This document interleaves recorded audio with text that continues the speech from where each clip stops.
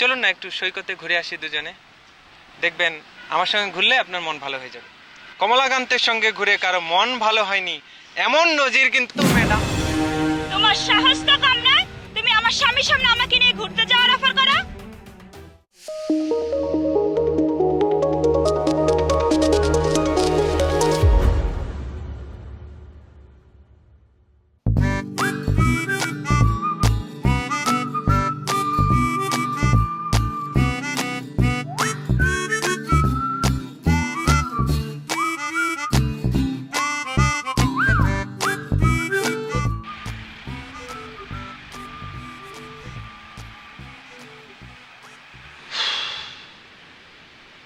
সত্যি কথা বলতে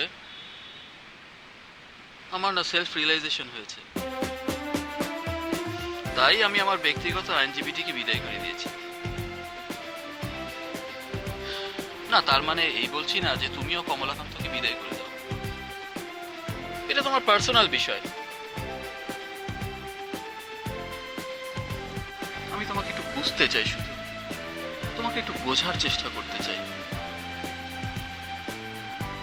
কমলাকান্ত থাকলে তোমার খুব অসুবিধা হয়, তাই না? ঠিকই তো।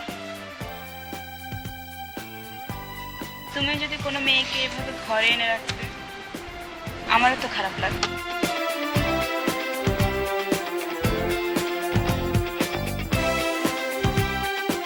কমলা, তোমাকে কি ডেকেছি আমি? না বলেছি আমি মামলা করব, ডিজিটাল কোর্ট ওপেন করো? এমন কোন আভাস পেয়েছো তুমি?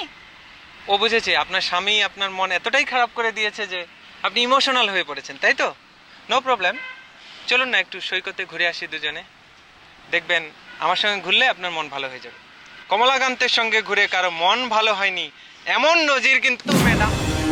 তোমার সাহস তো কম নয়, তুমি আমার স্বামীর সামনে আমাকে নিয়ে ঘুরতে যাওয়ার অফার করো।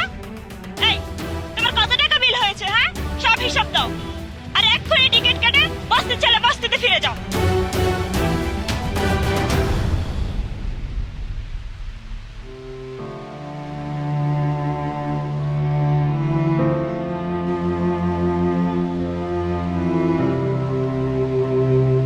আপনিও তো ভুল করলেন ম্যাডাম, আমি তো টাকার বিনিময়ে আপনার চাকরি করছি না।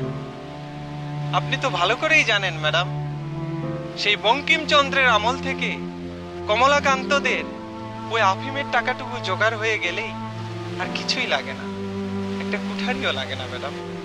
আমি তো পেটে ভাতে আপনার চাকরি করছি ম্যাডাম, ভুলে গেলেন এর মধ্যে? এই আমাদের যাওয়ার বোধহয় সময় হয়ে গেছে রে ঢাকায়। আমাদের ডিজিটাল কোর্ট, কাঠগড়া, আদালত, আইন সব গুছিয়ে ফেলো। আমার টুপিটা দেখেছো মাথায়? চলে এসো।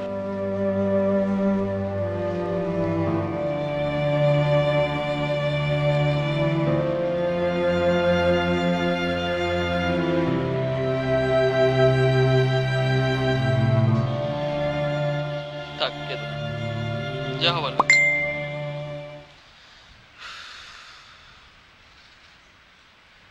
আমি মেসেজ দেখবো। আরে দেখি।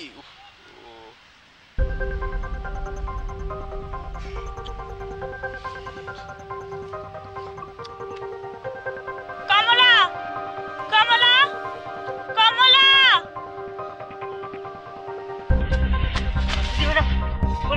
কমলা কোথায়? স্যার আর কোনোদিন আসবে না, আমাকে বলতে বললো। তুমি যে করে হোক কমলাকে নিয়ে এসো। আচ্ছা ম্যাডাম, ঠিক আছে, এক্ষুনি যাচ্ছি ম্যাডাম, এক্ষুনি যাচ্ছি। শোনো, কমলাকে বলো তনিমা ভালো নেই। আচ্ছা ম্যাডাম।